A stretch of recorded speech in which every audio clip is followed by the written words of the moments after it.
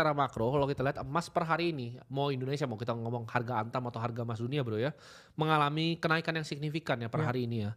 Jadi saham di global, ini gue ngomong di US, saham di global tuh jatuh ya, gold itu lagi rise, market tensi itu naik bro ya. Jadi kalau kita lihat di sini Asian shares dan US stock index itu futuresnya ya, Ya.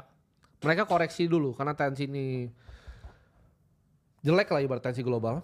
Oke. Ini gue juga lihat di sini apa gold naik demandnya ya, so untuk safe haven asset. Yield 10 year treasury juga naik 2 basis points ke 4,42, dolar dip 0,2%, yen menguat ya. Jadi kalau kita lihat dari S&P 500 itu nge-slip 0,6% bro per malam kemarin. Dan ini kayaknya banyak sekali apa tensi-tensi geopolitik yang orang kayaknya para trader di dunia ini masih was-was.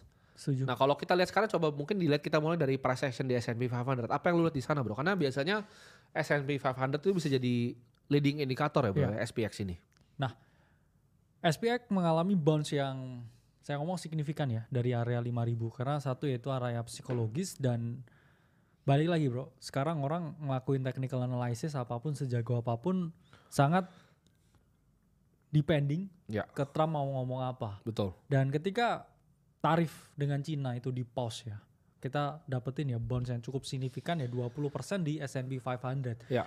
Dan sekarang ya sebenarnya S&P 500 ini sudah mendekati area yang kita patut waspada. Karena udah deket-deket 6.000 nih sekarang. Ya, kita udah di area 5.900 dan ya kita ngomong ya osilator dia udah mulai ada di area yang overbought ya, dia crossing down. Sehingga kalau misalkan ya di sini Trump kasih suatu update lagi ya mengenai tarif dan juga ada hal-hal geopolitical lain yang kurang favorable ke market, ya ada potensi S&P di sini memperoleh namanya selling pressure di area all time high-nya. Kalau kita lihat juga ya secara data bahwa Cina ini sekarang kan bilang bahwa dia akan retaliasi bro melawan US.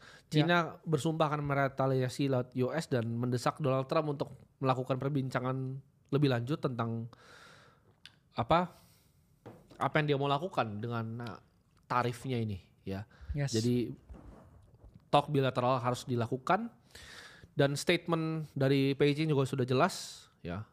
Dan Xi Jinping juga menurut gue stance-nya quite clear ya lewat dia punya spokesperson juga untuk bilang bahwa Cina nggak akan take ini very lightly. Jadi Cina akan melakukan ya semacam eskalasi dari perang dagang ini. Karena kan ya kita lihat juga memang adanya perbedaan ideologi yang kuat juga. Betul. Pemimpinnya juga sama-sama kita ngomong alpha juga kan dua-duanya. Betul. Jadi kayaknya ini bertuburukan karena Donald Trump yang nggak mau ngalah, tapi Xi Jinping juga nggak mau ngalah. Dan kita bisa ngelihat juga shock interest ini terjadi ketika pasar obligasi ini mengalami penurunan yang dalam. Jadi ada 3 nih kondisi yang teman-teman bisa lihat secara global. 1 itu emas itu naiknya signifikan bro. 2 itu pasar saham global mengalami penurunan, obligasi mengalami penurunan bro. Jadi kalau gue sebutnya ini dalam pengalaman gue 10 tahun di market ini biasanya bau tai. Jadi emas naik, saham dan obligasi turun. Karena gini, biasa emas naik, saham itu boleh turun, tapi obligasi biasanya naik. Ini saham turun, obligasi juga turun. Karena bond itu bro, pasar hutang itu pasarnya paling besar di dunia. 300 triliun US dollar. Jadi biasa leading indicator dari semua makroekonomi itu bond dulu. Jadi kalau bond udah collapse, itu biasa jadi tanda tanya untuk pelaku pasar.